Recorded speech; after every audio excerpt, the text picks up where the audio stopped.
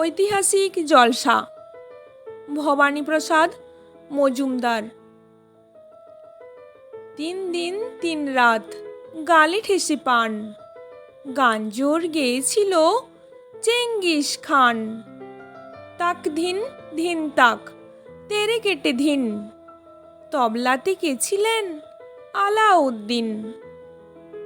টুংটাং টুংটাং টুং টুং টাং, পিয়ানো বাজিয়েছিল হিউয়েন সাং।